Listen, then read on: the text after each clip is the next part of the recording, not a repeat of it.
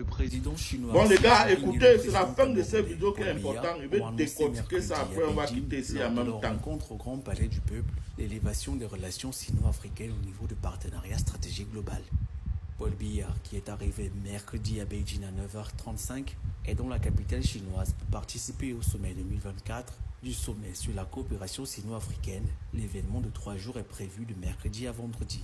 Le président Paul Biya a assisté à tous les sommets. J'ai souvent eu à entendre que dans les années 60, le Cameroun, votre Cameroun, a apporté de l'aide à la Chine, sur le plan par exemple alimentaire, ainsi de suite. Le Cameroun a apporté de l'aide à la Chine. Maintenant, une cinquantaine d'années plus tard, je ne sais même plus si le Cameroun devrait parler là où il y a la Chine. J'ai eu la chance d'aller de ce côté il y a environ 4 ans. J'étais toujours pour aller couvrir une visite du président Paul Biya du côté justement de son homologue Xi Jinping. Je vous assure, quand vous arrivez à Beijing, comme je ne suis pas encore arrivé au paradis, je me dis que le paradis n'est pas très différent de Beijing en Chine. C'est formidable. Le paradis devait être le Cameroun si on n'avait pas un président qui est totalement incompétent, un roi feignant, un idiot, un vieux con. Le Cameroun devait être un paradis. Un président qui ne connaît pas la honte. Vous avez entendu ce que le journaliste l'a dit. C'est le Cameroun qui a porté l'aide alimentaire aux Chine, en Chine. Mais aujourd'hui, vous avez vu, c'est bien qui part là-bas pour demander l'aide. Et son l'aide qui part demander là-bas, c'est l'argent. Money, money. C'est ça qui part chercher là-bas. Il va tout signer. Parce que il a 2 buts. Installer son fils au pouvoir. C'est ce qui est dans sa petite tête de con, le vieux bête là. C'est ce qui est dans sa tête. Il veut installer Franck Biya au pouvoir qu'on ne connaît même pas savoir. Horrible. Bon, vous pouvez faire ça. Hein. Les francophones, vous pouvez installer bien. Hein. Après 2025, là, si c'est encore bien qu'on va passer, Franck Biya, c'est toujours bien.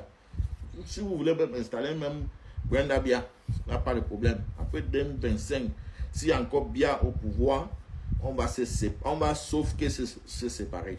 Les enfants ne peuvent plus supporter ça. C'est que vous avez débordé les limites. Bon, c'est ce qu'il est allé faire en Chine, chercher l'argent et essayer de renforcer sa relation. Lorsqu'on parle de relation, ce n'est pas une relation gagnant-gagnant ou bien une relation qui peut apporter quelque chose ou bien apporter quelque chose au Camerounais. Ce n'est pas ça. Non, non, non. C'est une relation. Comment il faut faire, comment la Chine pourra le protéger le moment venu. Hein? Comment la Chine pourra le protéger le moment venu pour installer son fils au pouvoir. Parce qu'il sait très bien qu'aujourd'hui, la Chine a une force, a une capacité énorme dans le monde entier. Donc la Chine peut imposer certaines choses. Et deuxièmement, il faut aussi essayer de voir comment on peut encore emprunter de l'argent en signant toujours des accords qui vont nous retenir encore dans la souffrance pendant les années à venir. Et cet argent-là, ça serait utilisé pour financer les militaires qui vont nous mater le moment venu, c'est-à-dire à 2025. C'est son but. C'est pour ça qu'il est allé en Chine. Il n'est pas allé en Chine parce qu'on avait besoin de certains experts ou bien tout ce que vous pouvez imaginer, parce que le Cameroun a tout ça. Vous pouvez imaginer combien de Camerounais qui sont dans les différents pays en train de servir les différentes nations.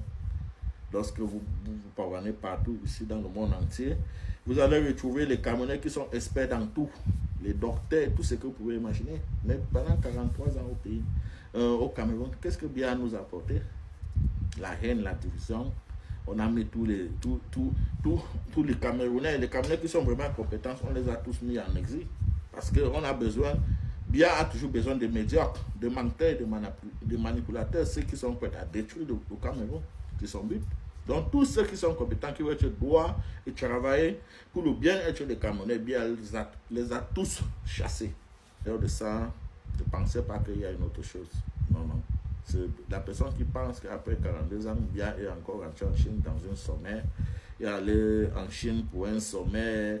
Pour le bien-être des Camerounais, c'est que la personne fait partie du problème.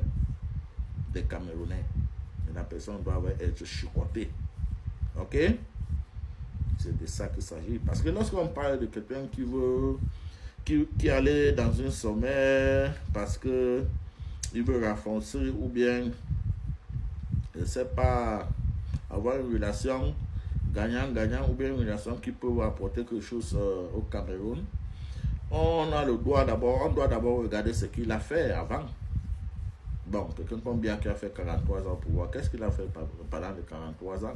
Disant que non, pendant les 43 ans, voilà ce que bien a fait au Cameroun. Il a achevé telle chose, il a achevé telle chose. Je vous dis, au moins, on a d'eau potable, on a électricité. Donc, les relations qu'il est allé chercher là-bas, ça sert encore bien parce que à partir de là, on va encore monter telle chose, on va encore monter telle chose. Mais malheureusement, il n'a rien. Et ce sommet-là a été toujours là. Ce n'est pas le premier sommet. Donc, en conclusion, le chien ne change jamais sa manière de s'asseoir. That's what it is.